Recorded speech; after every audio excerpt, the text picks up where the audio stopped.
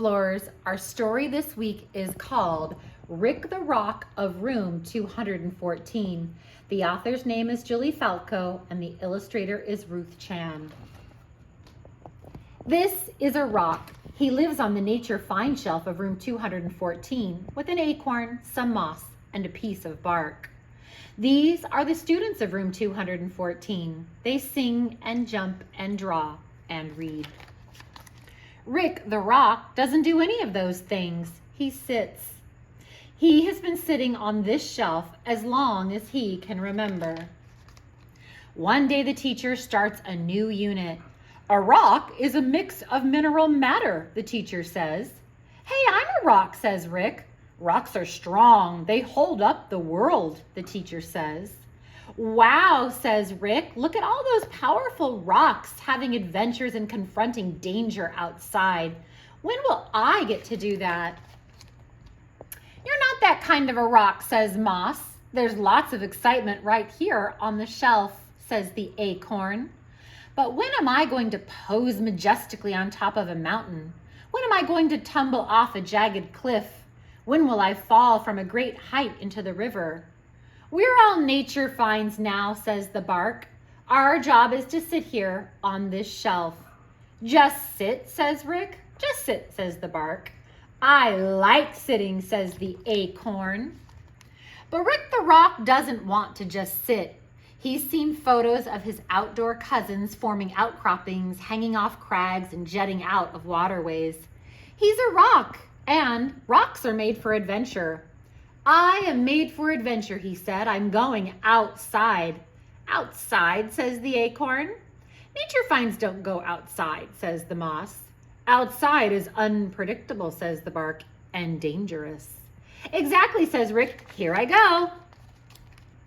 It's not easy for a rock to get down from the nature find shelf of room 214, and the students of room 214 don't make it any easier. One day he sees his chance. He falls from a great height. He poses majestically. Wow, look at all those clouds, says Rick. And this sunshine, I'm ready for my life of adventure. A rock can really be a rock out here. Shh, whispers someone nearby. Rick looks around and sees that he's surrounded by rocks. Rugged rocks, real outdoorsy rocks who live next to trees and grass and have never had glitter glue spilled on them. Hi, I'm Rick. Rocks don't have names. Well, I'm one of you now. You're unusually talkative. When do we explode out of a volcano? No one explodes here. We've already exploded. We're done with that now. You did? What an adventure. How was it? It was horribly dangerous. Some of us broke into bits, never to be seen again. And now we sit quietly.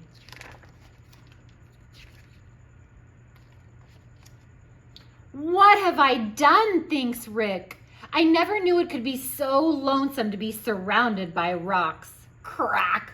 Soon he's a wet rock. With each raindrop, Rick nestles deeper into the dirt from where he came long ago. I'm strong, thinks Rick. I hold up the world. But it's hard to feel strong in the mud alone. In the morning, Rick wakes up to the sun shining on the patch of him that's not covered in mud. There you are, Rick, says a girl. We've missed you. Do you want to come back inside? Yes. She carries Rick back into the classroom and places him carefully on the nature find shelf. Where did you go? Asked the acorn. Everything was weird with you gone. You smell like dirt, says Moss, and it's nice. Was it dangerous out there? Asks Bark. I was in horrible danger of being lonely, says Rick, so I came back. This is a rock. He lives on the nature find shelf of room 214 with his friends. He helps the students with math and snacks and songs and stories. Rick is a rock and he sits, and every day is an adventure.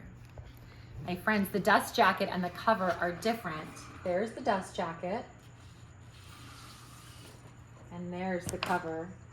Rick looking so majestic. and happy. On the back it says, "I'm made for adventure," says Rick. I think this book, although it's simple, is definitely telling us a message that maybe we should just be happy with where we are in life. Maybe we shouldn't think that something else would be better. Remember when he thought it would be better to be outside, and then he realized it was good just being a rock on a shelf. I hope you have a great weekend, explorers. I'll see you next week. Bye.